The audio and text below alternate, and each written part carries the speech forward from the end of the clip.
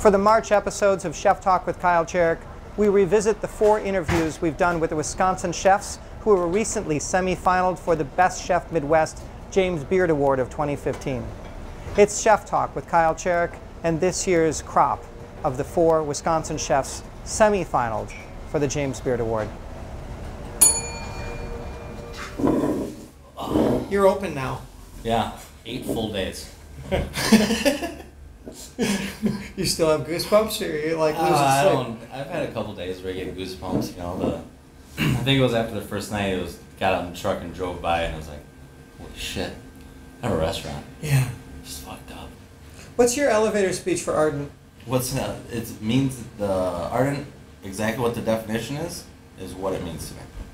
Very passionate, very driven, very excited, front forward. That's what this place means. It doesn't limit me to what I have to do within the 4 walls.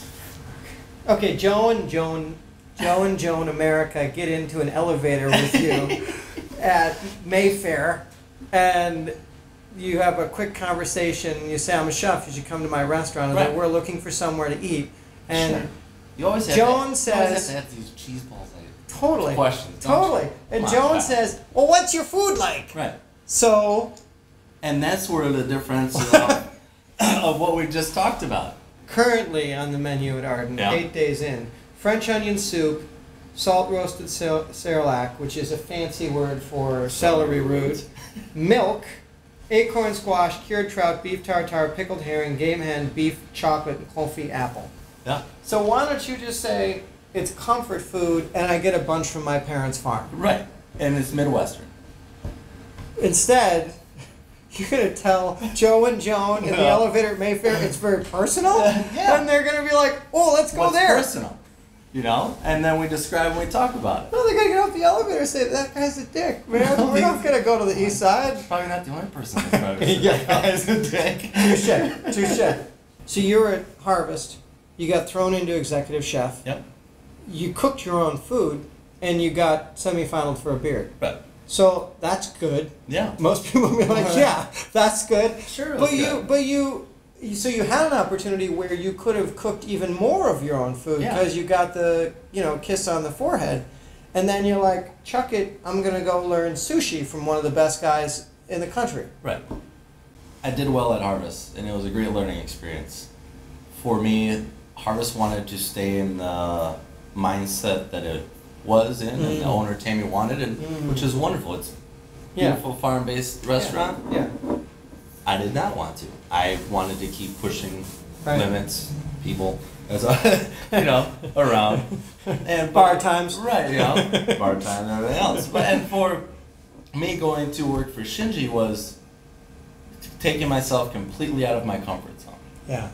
I went through French cooking and English cooking and American cooking and large brigade systems to I'm gonna stand on a line with a bunch of Asian guys and get shit kicked out of me. What drew me to it mostly was the culture.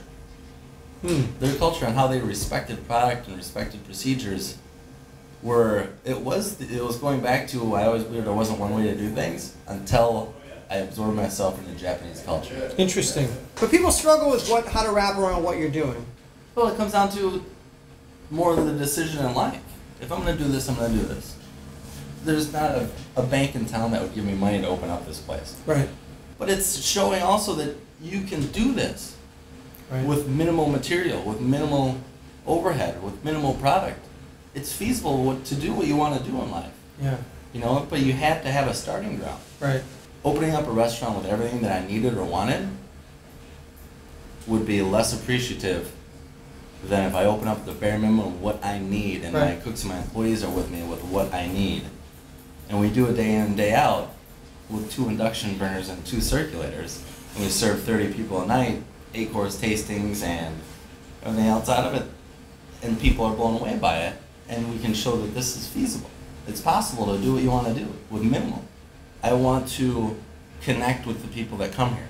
And my thought process of food, and my thought process of what I think dining can be and should be, that I don't think that we need to have white tablecloths and the finest of everything to be a fine dining restaurant. Right. And we can serve fine dining food at a price that is very affordable.